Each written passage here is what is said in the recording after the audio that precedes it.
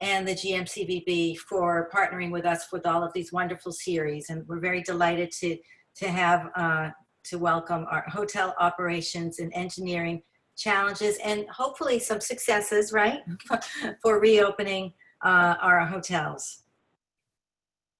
I'd like to share with you our upcoming event on Tuesday, June 30th. We're going to have our first in a series of luxury hotel webinars in partnership with Forbes Travel Guide. So that will be Tuesday, June 30th at 2 p.m. We're looking forward to that. Also want to share with you today is the opening day for Jungle Island. So, you know, take advantage of that. I saw some of the plans, and it's going to be very, very safe and friendly and beautiful. So take advantage of that. I'd like to thank Alex Napolis, Alflax Exterminators, for his sponsorship for us. We're very, very appreciative of what you do for us, Alex. And at this time, I'd like to introduce our moderator, Nancy Scanlon, PhD professor, FIU Chapman School of Hospitality and Tourism Management, and GMBHA Sustainable Hospitality Chair. Thank you, Nancy, for everything that you've been doing for us. We really appreciate it. Thank you. And at this time, I'd like to I'll welcome our panelists and just tell us just a couple of things that what's going on with you at this time. So Brian.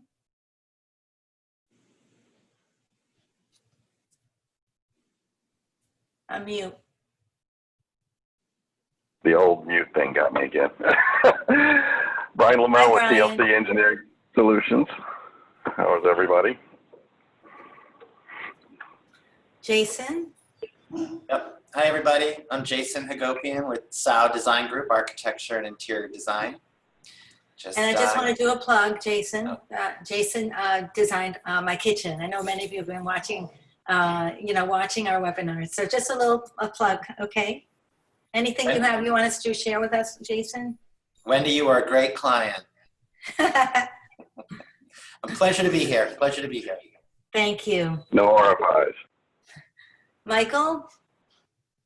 Hi, good morning. Michael Hooper, General Manager, Hilton Miami Airport. And as I just spoke to the fellow panelists, we've reopened on June 4th after being closed for 6 weeks. So just starting to see some small movement in the Miami area and fighting with all of our guests about wearing masks. So but happy to be here and share whatever thoughts I can share today. Thanks. Thank you, Michael, and it's a pleasure. Michael also serves on our board of directors, and thanks for all the work you do for us, Michael. And Pred? Hi, I'm Pred Vaskrsic. I'm a director of engineering for Ocean Reef Club. Right now, along with the housekeeping departments and the engineering departments, not to take any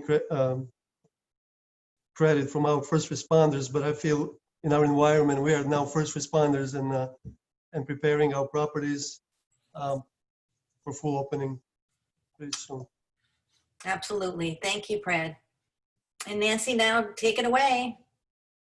Okay, thank you. Good morning, everyone. We have a diverse group of experts with us today, each with a different perspective on building operations. The focus of our discussion is both hotel operations and engineering challenges for reopening in the midst of COVID-19. As many of the engineering aspects and functions of a hotel building are critically important to reopening following various standards of operation, let's begin here. So Brian, what are the needs and services your clients have asked your firm to focus on since the outset of COVID-19?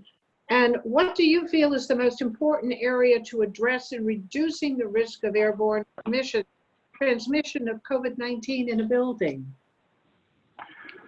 Thanks, Nancy. So as a perfect storm of being a mechanical engineer, a lead fellow, and a well-accredited professional, my phone has been ringing off the hook for about 3 months. And believe it or not, I don't know, people will believe it, every building is unique. As much as you would think a hotel on South Beach is a hotel, they're all different. And so creating a health and wellness plan is something people have asked us for to come in, and it takes, a couple of minutes of walking through the building, looking at the drawings, and create a customized health and wellness audit. That's what we've been getting asked for the most, because everyone's getting barraged with information about equipment and things they should do and this and that. And so as far as what I think the most important thing to address are, number one, retro commissioning. Make sure the building equipment is operating like it's supposed to before you start tinkering with it. You've probably got some great building engineer people working there. Giving you a little plug there, Fred, before you knock me down. Make sure everything's working like it's supposed to before you start making changes. Number two, make sure your ventilation system is running at the design max, not 100% wide open, but at the design max. And if you have a demand control ventilation system, you can set your CO2 at 400 parts per million, and that will make it run at the design max.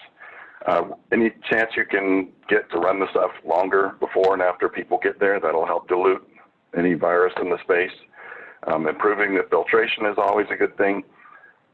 But to me, one of the biggest factors, and this is a little counterintuitive, is controlling the relative humidity.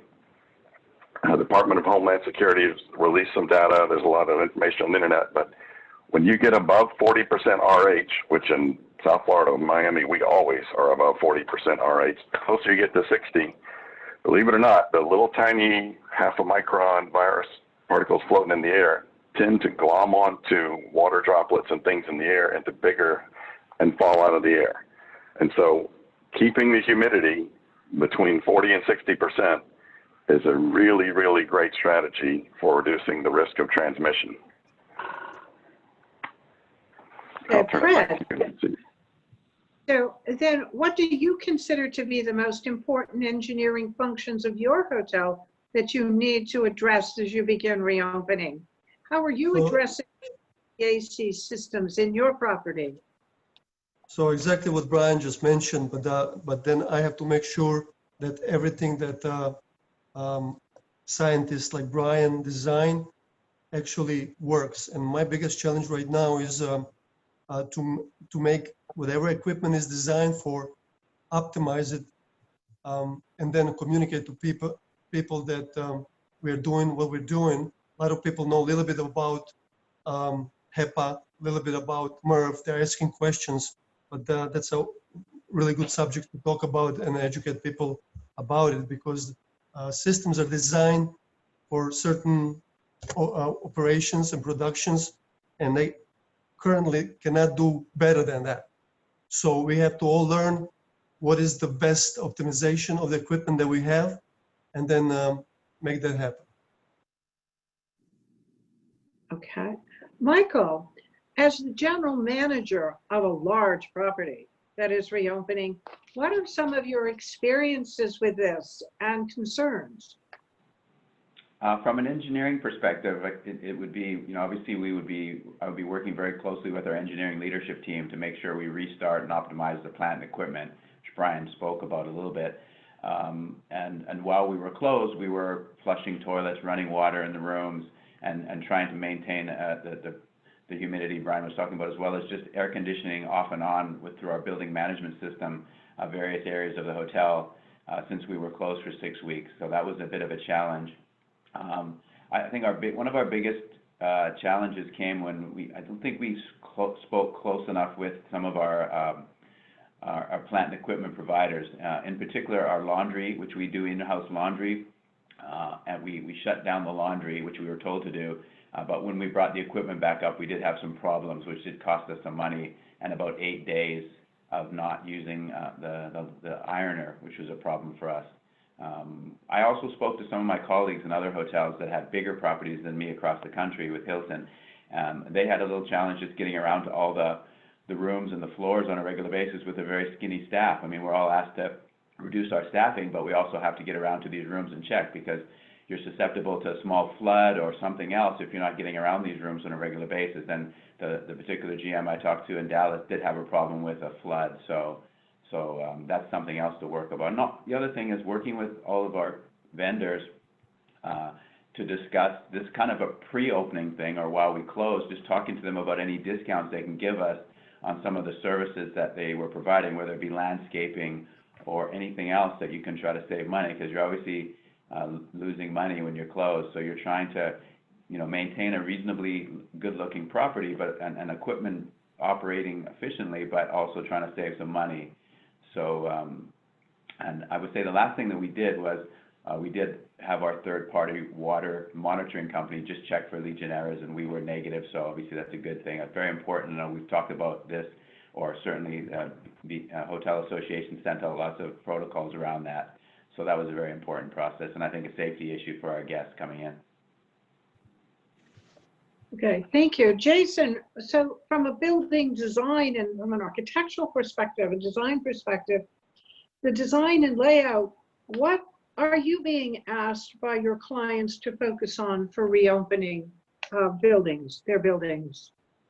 Yeah, so we're definitely being asked to help our clients adjust circulation and layout. You know, this is what we do as architects and designers for projects all the time, but now it's about looking at a space, and then obviously new guidelines that are issued, it seems like weekly or daily, by the CDC and the World Health Organization about spacing. You know, you're hearing all about the 6 feet of distancing. So a lot of people can't even really perceive what that is. So for our owners and our hoteliers, we're creating diagrams like a test fit or a plan that will show, make an efficient way to lay spaces out, for instance. And then also to create an actual diagram that they can show their guests, because a lot of times a guest may look at a space and not understand, like, oh, we are 6 feet apart, but actual diagrams that illustrate these things that people can look at, can view on their phone. Developing circulation plans, so this is for employees and for guests. Obviously, those circulation plans help to minimize interaction and face-to-face time.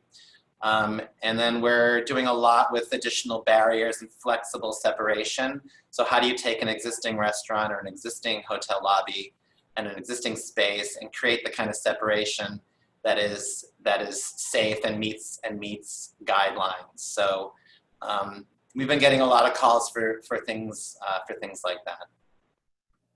Okay, thank you. Now, in all of our conversations and webinars and Zoom meetings that have been taking place around the country for the past few weeks, the focus on ensuring customer confidence is taking precedent in ongoing efforts to open, as you just talked about quite easily, with offering them a layout. Just what does this supposed to look like? Right. How do you see that in your different roles? Michael, do you see Hilton's Clean Stay program as an important part of building customer confidence? And how are you rolling in your property?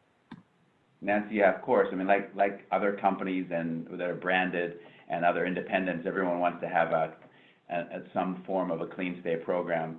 I think Hilton's done a lot of research and partnered up with the owner of Lysol, RB, which is called RB, and made a whole lot of protocols. I think I haven't had as many webinars and emails and new documents that I've ever seen in my life that we've had during this pandemic on a number of issues, but particularly on the cleaning process.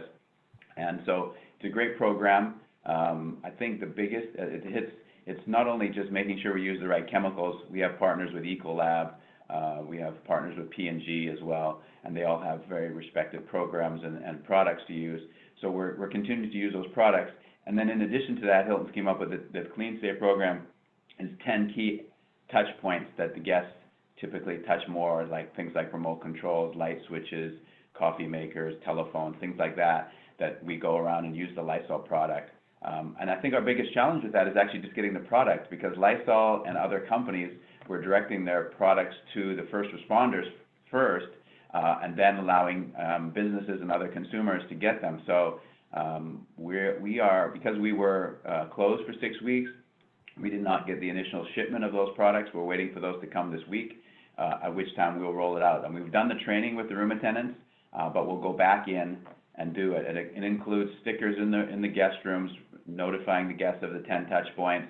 It talks about the fact that we will be reducing the cleaning program, if you like. It's an opt-in program. It used to be opt-out. It's opt-in. We'll tell people that as a matter of safety, we won't go in the room unless they tell us to. And our computer program allows us to update for each guest which day of the week they want their cleaning. So, and then public area, of course, is the same thing, same protocol, going around to various areas, elevator buttons and all the various things to do. One of the things we've done with the public bathrooms, which all had doors that closed, we put door stops in them so they wouldn't have to push the bathroom door open. And in our bathrooms, luckily, you can't see directly into the bathroom because the door goes to the left or right. So again, just trying to avoid some touch points that guests don't have to have. We have electronic doors, so people don't have to push the door to get into the hotel. So those are some of the things we're doing, but we look to get up with full implementation in the next week or so. Thank you. Thank you. Jason, I think you may have already just answered this question, but can you add any more to creating spaces that make people safe, feel safe? And Yeah, enhance?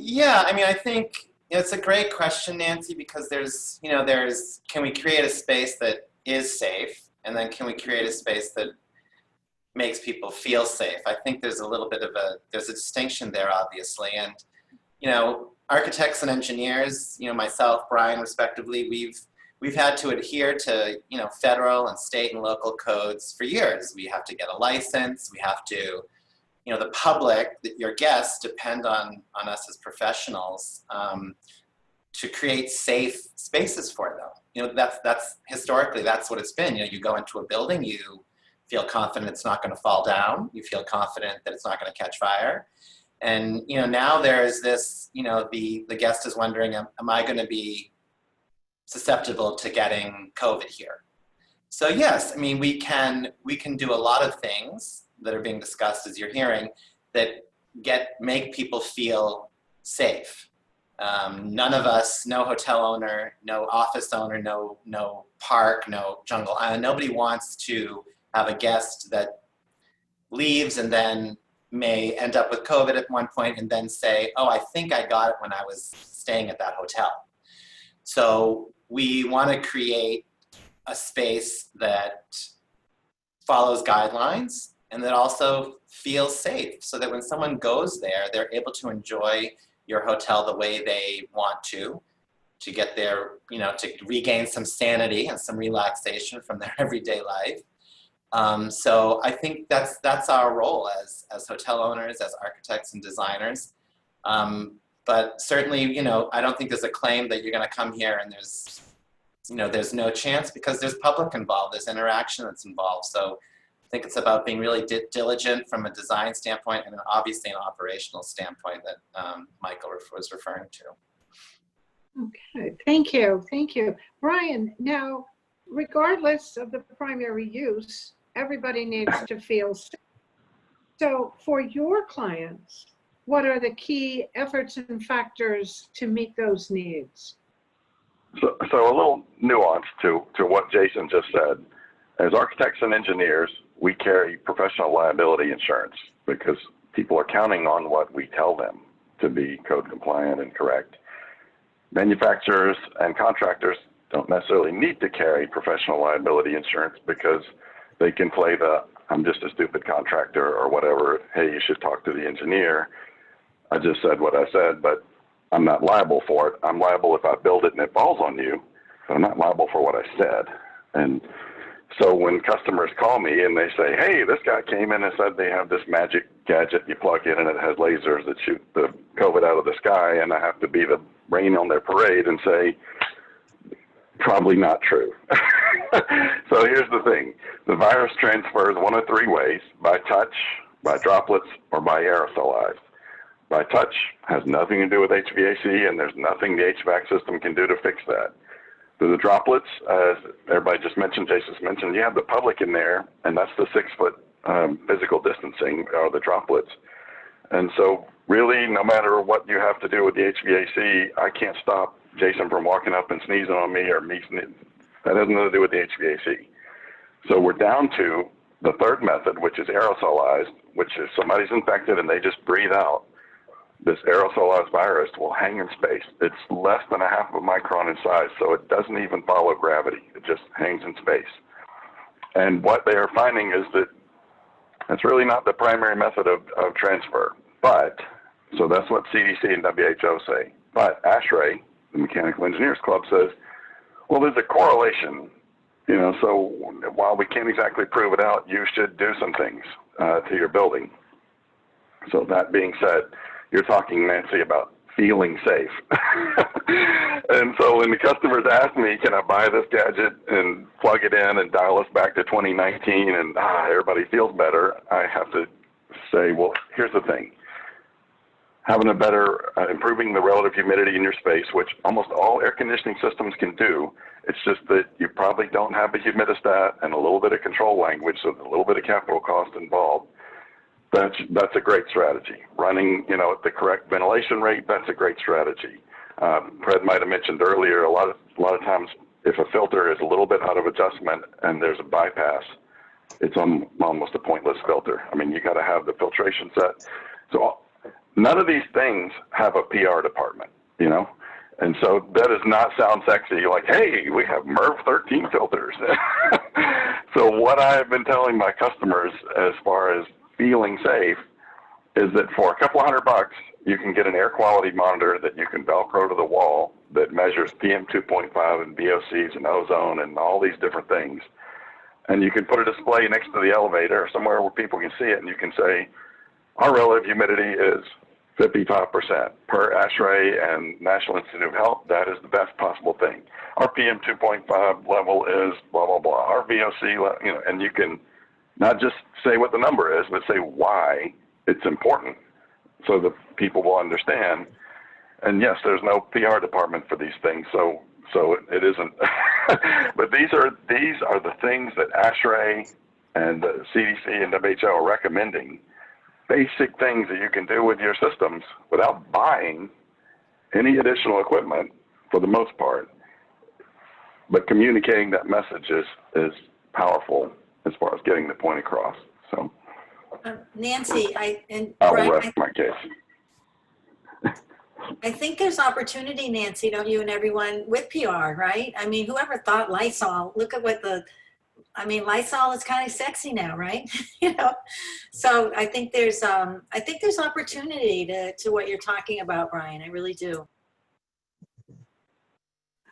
Fred, how is the Ocean Reef Club addressing first of all, you're a club, am I correct?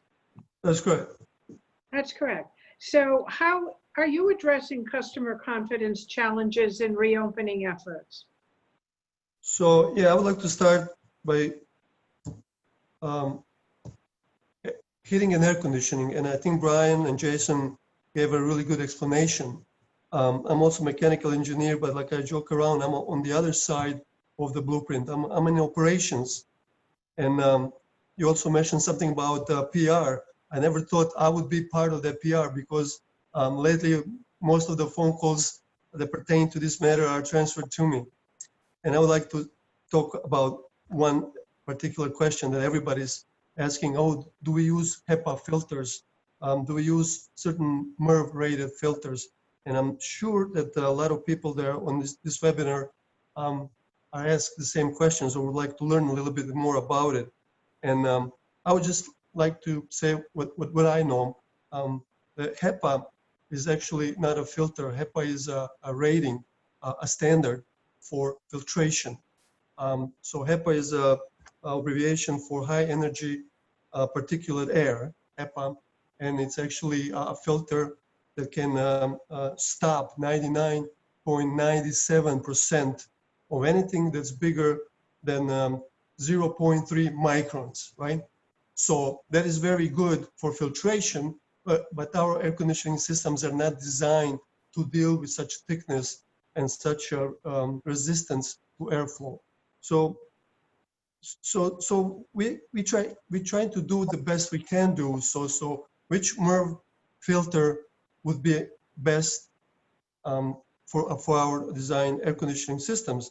And if you want to have something that would be HEPA close, it would be MERV 17. And again, not every system can install those kind of filters that would be thicker, different. So it's all about education and communication, what we can do and what we're doing to give our, and we're also a hotel as well as club, to give our members first, but then also everybody else that this is the best we can do this is sufficient and that we are doing it. So again, I as engineer never thought I would be part of that PR, but here I am. Okay, I just want to go back. Michael, if we can just go back to what Brian was suggesting. From a general manager's operational perspective, how do you feel about the idea, the concept of posting operational baselines and goals in your systems so that the customers and guests can see them? Is that part of the Clean Stay program? It's not part of or at this point, but the Clean Stay program has been evolving since it first came out. I'm sure it's going to continue to evolve as more experts like Brian and our company and the people that Hilton are working with the owners of Lysol continue to, and the Mayo Clinic, to continue to get information. It's not going to be, this is it, and it stops now. It'll continue to evolve. So the idea that Brian's talking about may be something that comes up and it may becomes very popular and you post it. Sometimes though, when you post these things, it creates more questions, and if the people who are working can't answer the question, it's not necessarily always a good thing either. So we have a program called Light Stay, and Light Stay monitors our energy consumption and some of the things we do in risk management to protect our guests. So when a client, usually it's meeting organizer, meeting or event organizer, asks us a question, we have a standard information pack that we can send those people rather than the individual person who might come in. But to the point, sometimes we'll have a guest who comes in and asks all kinds of questions about different engineering or different cleanliness or different security matters. And when they do that, we try to give them the information we can. So I would say that at the moment we have no plans on doing that, but I think it's a good idea to have it available so that we can share it with guests when they ask. Okay, now while I have you, I just want to ask you one other quick question. Your hotel sits in a rather unique setting, okay, in that you're in the middle of the lagoon, actually. You're sort of almost surrounded by water on three sides, am I correct? Across the airport. So what are you doing about your food and beverage operations in terms of taking advantage of any outdoor space that you have? We've opened our pool, restaurant, and bar because it is that time of the year where it's already over 90 degrees, so it gives the guests a chance to be outside. And most of the regulations allow people to be outside as long as they're practicing social distancing without wearing a mask. So that's a very popular place for people to be. Obviously, we clean those pool lounge chairs down on a regular basis and make sure they're sanitizing soap out there for people to use.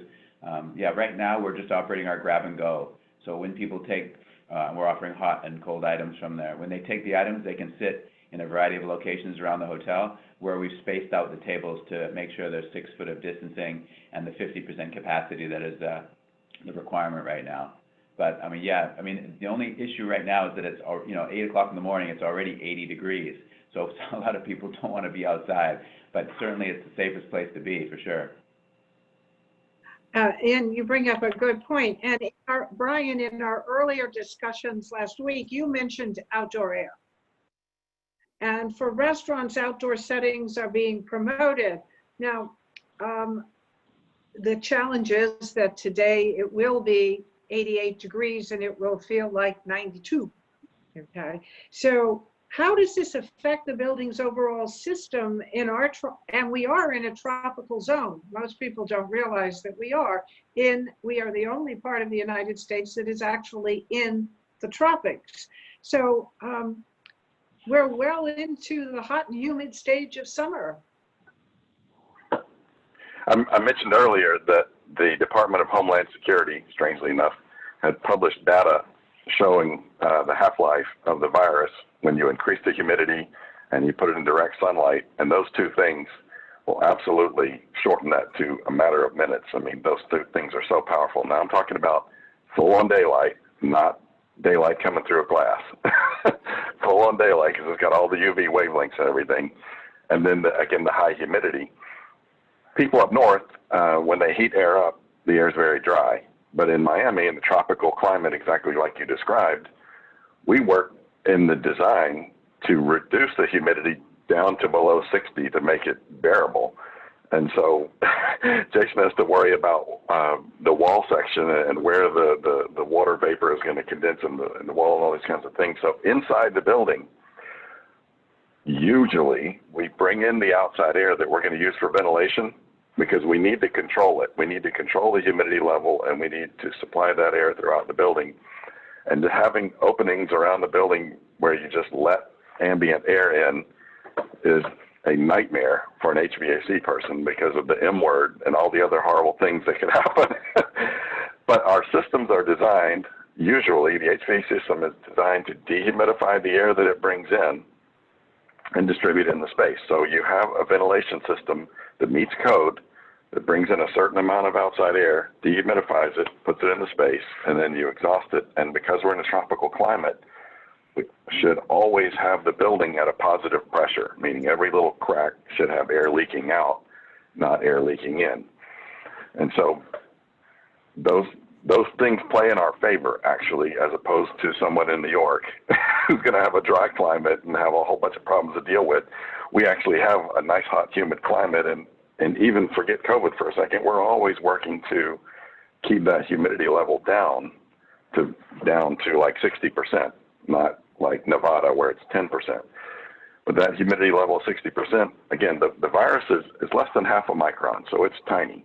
If you just fired that virus at a filter, it would go through it like it didn't even see it. It's so small. But in the droplets and with the higher humidity, it tends to attach to other things. And those things are bigger and will get caught in the filter. And as the filter starts to load up, it will create smaller and smaller spaces for the virus to get through, and it will catch more and more of it. So if you look at the ASHRAE standard, I think it's 52, don't quote me on that, it's showing that a MERV 13 filter is getting about 75% of the small particles. And then as you get up towards, Fred was saying, you know, the MERV 16 and the HEPA, those are great. But those have a lot of pressure drop. And if your fan and your fan motor and things are not set up for that, you can create a whole bunch of problems in your refrigeration system. So, sorry for blabbing so long. But the ventilation is key, and making sure you have the design max. I've mistakenly told people, you know, maximum outside air, and they think that means open the damper full open and bring in all outside air, which means the air conditioning equipment can't dehumidify that much, which is a problem. Now, what I'm saying is if you look at the drawings, which you probably may or may not have, there's a number of outside air quantity that system is designed for, that met code, and that was what it's designed to dehumidify. That maximum value is what you want to have it set at.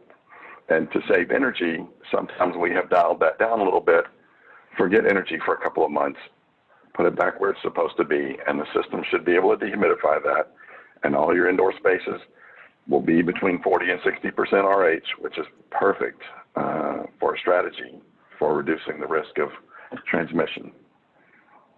Okay. A lot of talk. Did that make any sense, Nancy? Okay, so then Fred, the Ocean Reef Club sits, okay, down off of Key Largo, and it's between the Biscayne Bay National Park and the Atlantic Ocean. So how does this impact you? Many of your guests are coming to be outside. And does anything with ocean breezes, does any of this, your location change? Anything that Brian was just talking about? So everything that Brian and Jason mentioned, and you, Nancy, mentioned, that we are in a tropical climate. In the United States, out of 1,200 or something counties, there's only 3 or 4 that are officially tropical climate. So most of the designers and manufacturers do not design for us. So I wish everything was designed by Brian and Jason, but unfortunately, I'm starting to deal with a design that are not necessarily ideal for us. So I have to take in consideration design, reality of the equipment, being almost an island. We are actually an island now. So all the humidity, ventilation, right? So people think, oh, ventilation is good, and they open the doors. Well, it's not, because as we mentioned, there's a certain humidity factor or numbers that we should keep it at. And when you open your doors, you're not going to achieve that. So, yeah, I'm in position right now to balance everything, all of this information and knowledge from everybody. So engineers, we have one term, it's called optimum performance. So for engines and motors, and I think even for people, I use that optimum performance. So you have your best or highest performance of, let's say, motor, and you have your low performance, you have your average performance. So you want to find out what's the optimum performance where you can achieve the highest performance of everything, equipment and life, where you do the best without overdoing it and causing neglect in that way.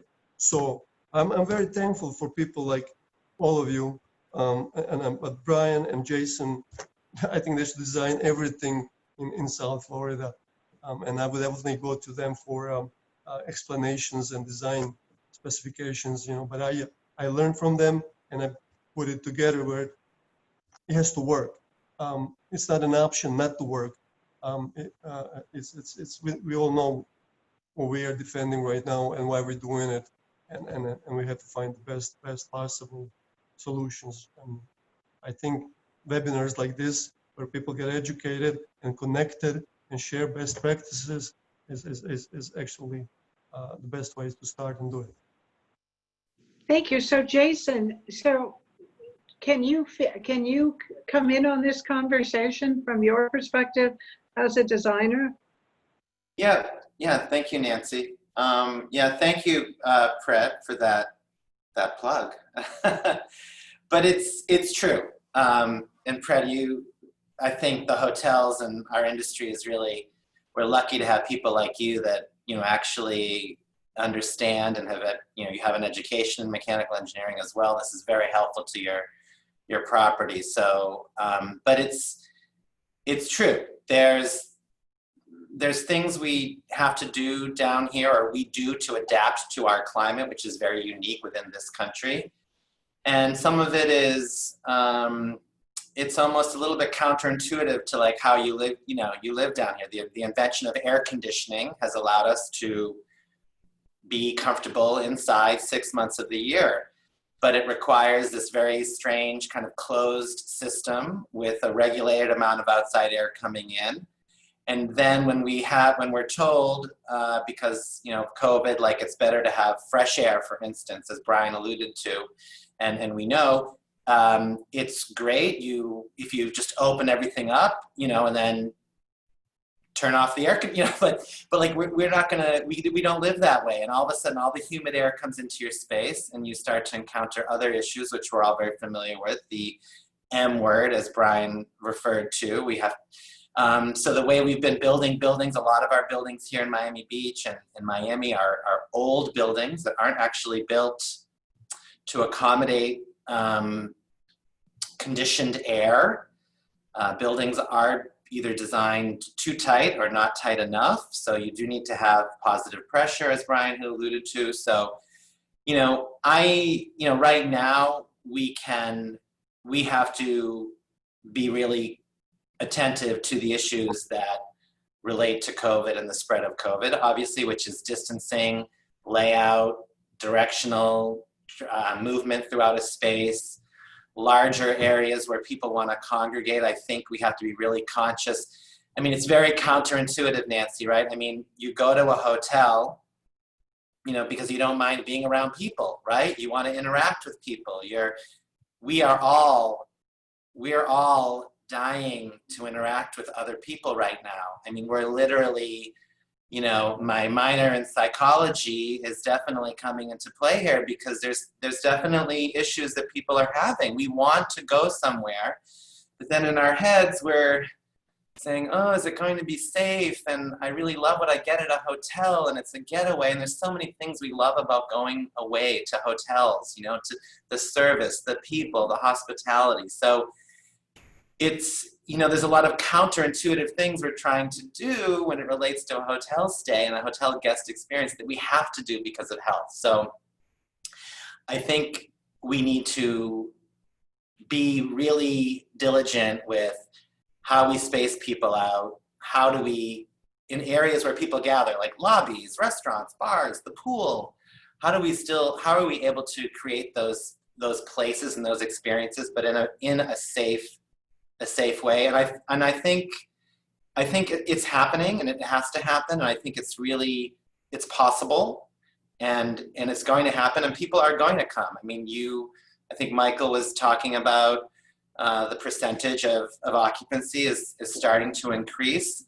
Let's hope, you know, the latest news about the cases, no one really knows how that's going to affect things right now, but there is a need for people to experience a hotel and a hospitality experience right now. So I'm really happy to hear the hotels are embracing and doing what they can do. Everybody wants to get back to traveling and to vacationing. So I think that's the silver lining here, is that it might take a little longer. There's going to be a lot of adjusting that needs to happen in the meantime. But I think it's always going to be something that we need as a society to get away and visit these hotels. So I think we all have to hang in there for sure. Thank you. And Michael, as a general manager, how would you like to respond to some of these comments? Oh, I'm not an engineer. I'll leave it to the experts to tell us what they need to do. But no, we have obviously within our hotel, we have a director of property operations who's, is technically qualified to operate all the plant and equipment with his team in the hotel to provide both a safe and energy efficient environment for guests and an energy efficient environment, for the business to be successful. And so, I mean, I endorse everything that they've said. Obviously, we want to make sure it's safe and we want to make sure it's efficient. And it's interesting. My friends know what I do and where the industry that I work in. So they're calling me and they're saying, okay, we have to go to Vermont from New Orleans. We have to go from here to there. What am I supposed to do? Okay. And so it's my pleasure to be able to say, look at Hilton, look at the other big brands, stay with the big brands, look at the programs, right? Look at programs like Clean Stay, call the hotel directly, ask them what their policies are, right? And really become educated about the environment that you're going to, and know what you need, what you can expect, and then you'll feel much more comfortable. And because we have to travel. I mean, I laugh because I can't go anywhere because nobody wants me. That's the reality of it, okay? But it's an interesting world that we live in, and I'm gonna send this back to Wendy because I think we have some questions. Thank you all so much. I think that there is definitely a lot of great positive communicating about the advantages that our hotels have, and all of you really, I feel so much better right now, right? And these kind of things are really good things to talk about. And I also wanted to share with everybody that, our group here, Nancy, Jason, Brian, Pred, we've been working together over 10 years on our Sustainable Hospitality Council, so this is our only one committee, and I'm very proud of it and how it's evolved. And so I look forward to working with all of you on so many different topics related to this recovery. And I want to thank you for that. We actually have one question from Jonathan. In my studies, I found that bipolar ionization has been tested to make great strides in helping control COVID. Have you found other better systems that have been effective for the HVAC? So I would say, personal opinion, the reason I focused on the things I focused on retrocommissioning, ventilation rates, better filtration, relative humidity. Those are all things that ASHRAE recommends. ASHRAE is the Mechanical Engineers Club. I have not seen a bipolar ionization device that has an ASHRAE approved testing procedure. So not all of them, some of them may be fantastic, I don't know. How can I, as a professional engineer, go out and tell you to believe this thing when the Professional Mechanical Engineer Society doesn't back it up? And so some of them, not all of them, while they are taking care of taking some things out of the air, they're also creating ozone. Other ones create different chemicals. So while you're fixing one thing, you're creating a different problem. Other devices in that category, I'll try to make this really succinct. So you have a biome. There are millions of little things coming off of you that you live with. If you have dogs, you have a very diversified biome. And there are good things and bad things in that biome, that diversity helps keep you healthy. When you kill everything in the biome indiscriminately, you lower your diversity and you lower your ability to be resistant to a bad thing that may come along. So I'm not telling you can or can't use these machines and maybe it works out for you. What I'm telling you is look for the ASHRAE tested approval. ASHRAE, not the Wichita State Lab Technology A&M private independent test, which all may be great. ASHRAE, Professional Engineer Society, ASHRAE proof. And second of all, just be careful of what else comes out. They're saying kind of like with, well, I'll end that there. Let me just insert here.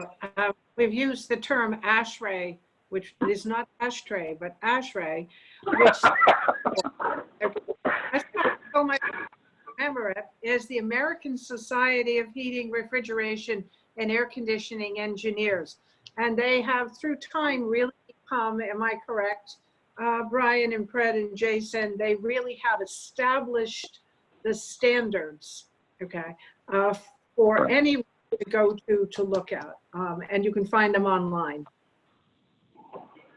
Most codes adopt their standards. So they write a standard about ventilation, the code adopts it. They write a standard about energy, the code adopts it.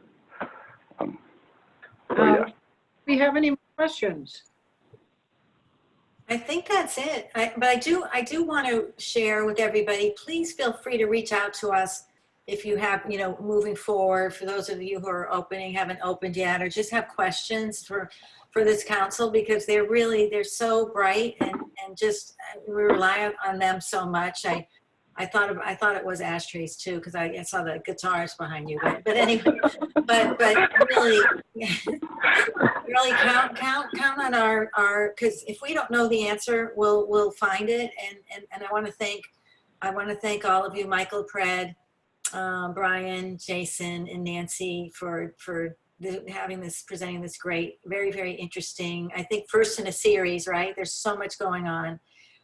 Just encouraging everybody to be safe, and wherever you go, please wear facial coverings, because that's what our industry is asking our guests to do, our locals, our residents, to please, because we've got to get the numbers down, right? We've got to get so that Jason can go on his trip. He's got to go on his trip, right?